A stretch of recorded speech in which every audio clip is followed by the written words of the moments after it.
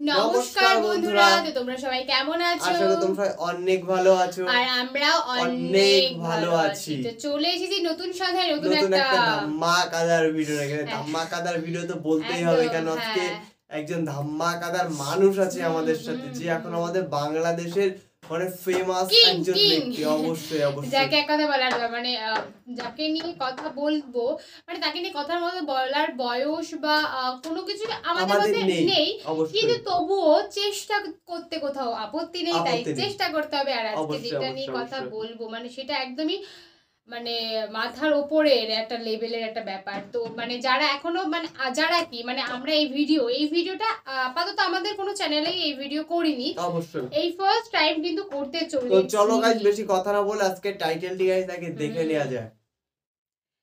তো বলছে ডক্টর ইউনিসের পাঞ্জাবির দাম কত? ডক্টর ইউনিসের পাঞ্জাবির দাম কত সেটা নিয়ে অবশ্যই, মানে তার মানে নিশ্চয়ই এমন একটা এভারেস্ট আছে যেটা নিয়ে মানে তর্ক বিতর্ক অনেক হতেই পারে। তো সেটাই। তো যারা এখনো পর্যন্ত চ্যানেলকে সাবস্ক্রাইব করোনি, প্লিজ গাইস সাবস্ক্রাইব করে দাও। যারা সাবস্ক্রাইব করেছো গাইস তাদেরকে অসংখ্য ধন্যবাদ। আর গাইস আমাদের মেইন ভিডিও সম্পর্কে চলে আসবে, প্লিজ প্লিজ প্লিজ গাইস তোমরা ওখান থেকে ভিডিওটি চেক আউট করে নাও।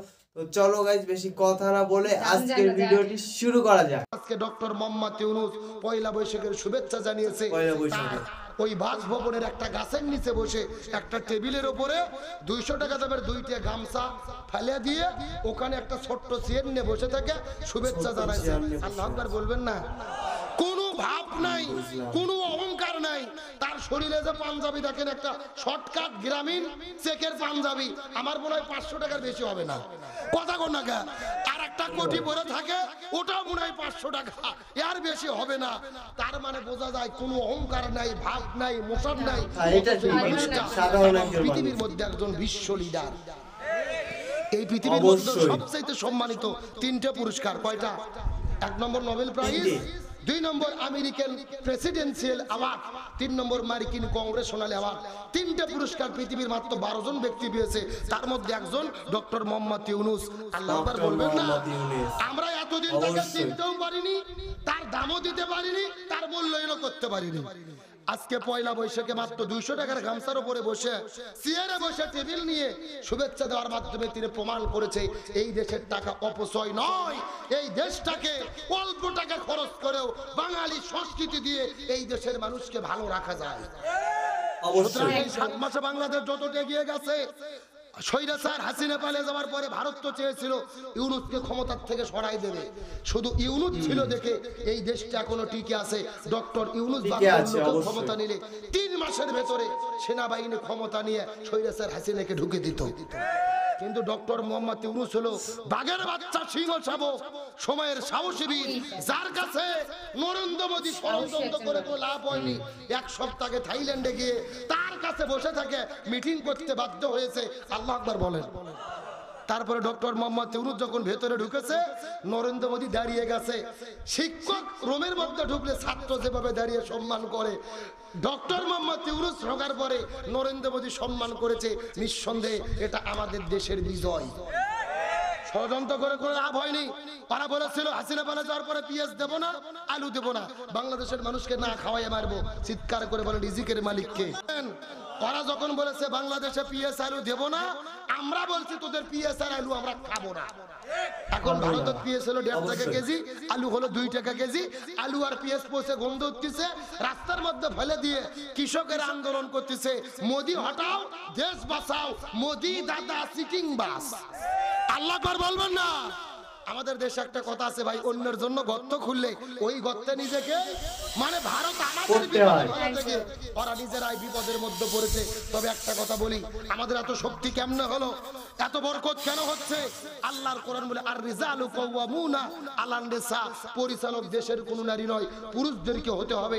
7 মাসে ডক্টর ইউনূস ক্ষমতায় থেকে যা মনে হচ্ছে আগামী 5টা বছর যদি ডক্টর ইউনূস দেশ চালাতে পারে, এই বাংলাদেশ মালয়েশিয়া সিঙ্গাপুর হবে, এতে কোনো সন্দেহ? অবশ্যই অবশ্যই। আগামীতে পুরুষ প্রধানমন্ত্রী রাষ্ট্রপতি আমরা চাই কি চাই না? আরো জোরে বলেন। সুতরাং আজকের প্রোগ্রাম থেকে পরিষ্কার করে বলি, এতদিনে যা করেছি ভুল করেছি। আগামীতে বাংলাদেশে আর কোন নারী প্রধানমন্ত্রী রাষ্ট্রপতি চাই না, আগামীতে পুরুষ প্রধানমন্ত্রী রাষ্ট্রপতি। কারা কারা দেখতে চান? দুটি হাত আল্লাহকে তুলে দেখান। লিল্লাহি তাকবীর। হাত নামান, মন খারাপ করেন না।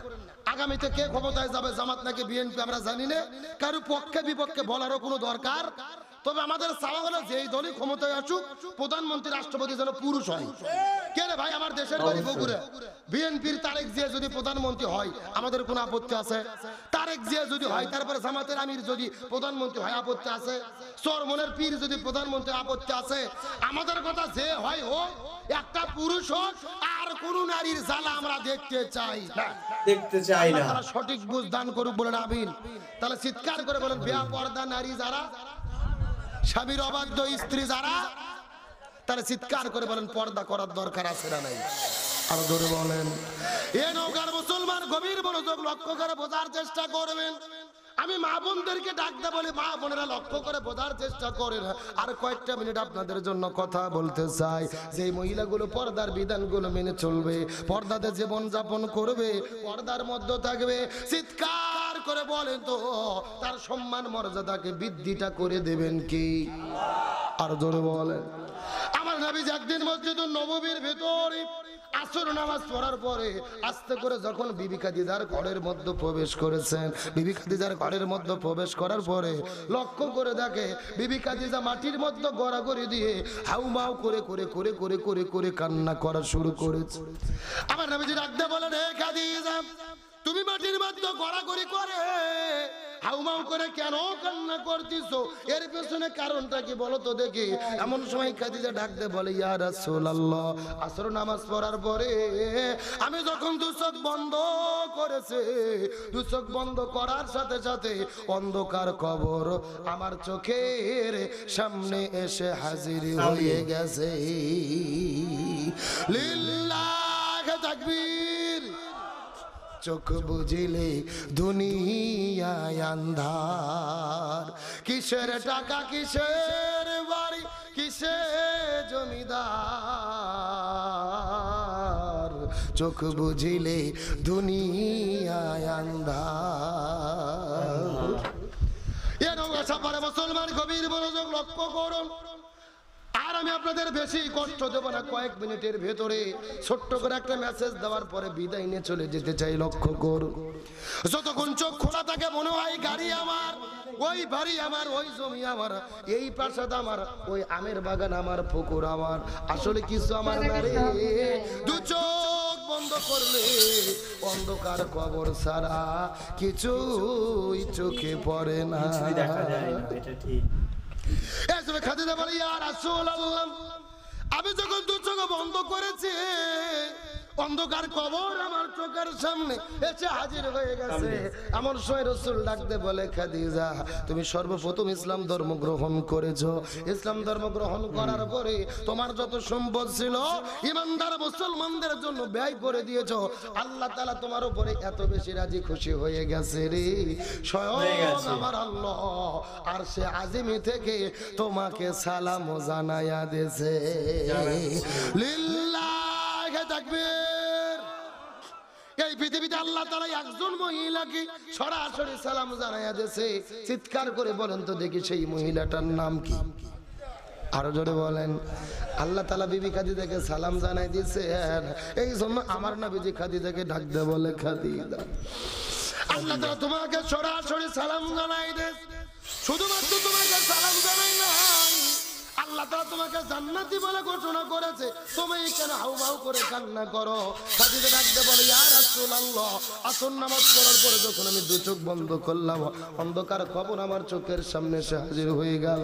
আমি আপনার কাছে প্রশ্ন করে আপনার কাছে ওযুদ করতে যাই, ওগো নবীজি, আমি যখন জমিন থেকে বিদায় নিয়ে চলে যাব আমার মৃত্যুর পরে আপনার কাছে তিনটা চাওয়া আছে, আপনার কাছে তিনটা চাওয়া আছে, ওযুদ করতে চাই। চিৎকার করে বলেন তো দেখি ওসিয়ত কয়টা?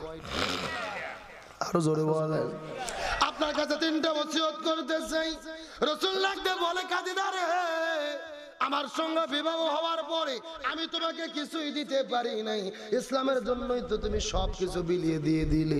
অথচ তুমি যখন জমিন থেকে বিদায় নিয়ে চলে যাবে তোমার মৃত্যুর আগে আমার কাছে কি তিনটা চাইতে চাও বলো তো দেখি। খাদিজা বলে, ইয়া রাসূলুল্লাহ, তিনটা চাওয়া আছে। আমার সঙ্গে বিবাহ হওয়ার পরে আমি তোমাকে কিছুই দিতে পারি নাই, ইসলামের জন্যই তো তুমি সবকিছু বিলিয়ে দিয়ে দিলে। অথচ তুমি যখন জমিন থেকে বিদায় নিয়ে চলে যাবে তোমার মৃত্যুর আগে আমার কাছে কি তিনটা চাইতে চাও বলো তো দেখি। এই তিনটা ওসিয়তের মধ্যে প্রথম নম্বর ওসিয়ত হলো, আমি যখন জমিন থেকে বিদায় নিয়ে চলে যাব, আমার মৃত্যুর পরে দুনিয়ার কোনো বাজার থেকে নতুন করে কাপড়ের কাপড় কিনবেন না, নতুন করে কাপড়ের কাপড় পরাই দেবেন না, নতুন করে কোন কাপড়ের কাপড় কিনতে হবে না। ওগো নবীজি, আপনি আপনার জীবনের ভেতরে আপনার তিনটা জুব্বাকে সংরক্ষণ করে রেখেছেন। একটা জুব্বা হলো যেই জুব্বা পরে গাড়ি ঘিরার মধ্যে গিয়েছিলেন, আল্লাহ সর্বপ্রথম আপনার উপরে কোরআন নাজিল করেছিল, ইকরা বিইসমি রাব্বিকাল্লাযী খলাক। ওই জুব্বাটা আপনি হেফাজত করে রেখেছেন। দুই নম্বর জুব্বা হলো আপনি যেই জুব্বা পরে ওই আল্লাহর কাছে মিরাজে গিয়েছিলেন, সাত আসমান পাড়ি দিয়ে আল্লাহর সঙ্গে দেখা করেছিলেন, মোলাকাত করেছিলেন, ওই জুব্বাটাও আপনি সংরক্ষণ করে রেখেছেন। আর তিন নম্বর জুব্বা হলো আপনি তায়েফের ময়দানে যেই জুব্বা পরিহিত অবস্থায় রক্তাক্ত হয়েছিলেন, এই জুব্বাটাও আপনি সংরক্ষণ করে রেখেছেন। ওগো নবীজি, আপনার কাছে প্রথম নম্বর চাওয়া হলো এই তিনটা জুব্বার ভেতরে যেই জুব্বা পরে গাড়ি হিরাই গিয়েছিলেন, আমার মৃত্যুর পরে দুনিয়ার কোনো কাপড়ের কাপড় কেনার দরকার নাই, ওই জুব্বাটা পরে আমাকে আপনি দাফন করায়া দেবেন। লিল্লাহি তাকবীর। প্রথম নম্বর চাওয়া হলো এই দুনিয়ার কোন দোকানের ভেতর থেকে আমার জন্য কোন জুব্বা কিনবেন না, কাপড়ের কাপড় কিনবেন না, আপনার সেই জুব্বাটা দিয়ে কাপড়ের কাপড়টা পরে দেবেন। সেই জুব্বা পরে আপনি গাড়ি ঘেরার মধ্যে গিয়েছিলেন, নবী কান্না করে করে বলে, ও গো খাদিজা, দুই নম্বর কি চাওয়া তুমি দয়া করে বলো তো দেখি। খাদিজা বলে, ইয়া রাসূলুল্লাহ, দুই নম্বর চাওয়া হলো আপনি এই দুনিয়ার ভেতরে আমার মৃত্যুর পরে কবর খোঁড়ার দায়িত্ব এই দুনিয়ার কোনো মানুষকে আপনি দিবেন না, আপনি নিজে নিজে আমার কবরটাকে খনন করবেন। কবরটা যখন খনন হয়ে চলে যাবে, আপনার শরীর থেকে জুব্বাগুলো খোলার পরে, পোশাকগুলো খোলার পরে কবরের মধ্যে আপনি একটু কিছুক্ষণ গড়াগড়ি করবেন, আপনি কবরের মধ্যে কিছুক্ষণ শুয়ে থাকবেন, আপনার শরীর দিয়ে কবরের মধ্যে ঘষাঘষি করবেন। আপনার পবিত্র শরীরে আমার কবরের মাটিতে যদি লেগে যায়, আমার মনটা কেন যেন ডেকে বলি, আপনার শরীরের স্পর্শ পাইলে ওই কবর আর আমার সঙ্গে বেদবি করবে না। লিল্লাহি তাকবীর। আমি নবী না চিনিলাম কি ভুল করিলাম, আমি নবী না চিনিলাম কি ভুল করিলাম, পশুমে ঢালিলাম ঘি, মানুষ হইয়া জন্ম লইয়া মানুষের করিলাম কি, আমি মানুষ হইয়া জন্ম লইয়া মানুষের করিলাম কি। তো বন্ধুরা, ভিডিওটি তোমরা সবাই দেখলে, আমরা দেখলাম। এখানে কি বোঝাচ্ছে যে আমাদের ডক্টর ইউনেস পয়লা বৈশাখের শুভেচ্ছা কোথায় বসে দিচ্ছে, যে একটা বট গাছের নিচে বসে দিচ্ছে, আর ওখানে কি আছে, এক 200 টাকার গামছা এইসব নিয়ে বসে দিচ্ছে, মানে সাধারণ জনগণের মধ্যে ওটা বিলিয়ে দিতে চাইছে। মানে নববর্ষ সবাই কত বড় করে সেলিব্রেট করে বা অনেক কিছু করে। এখানে আমাদের সরকার, যে আমাদের দেশের সরকার, সে অর্থটা সঞ্চয় করছে, মানে নষ্ট করছে না। তো ওখানে সব একটা কথাই বলছে যে দেখো তোমরা শেখো।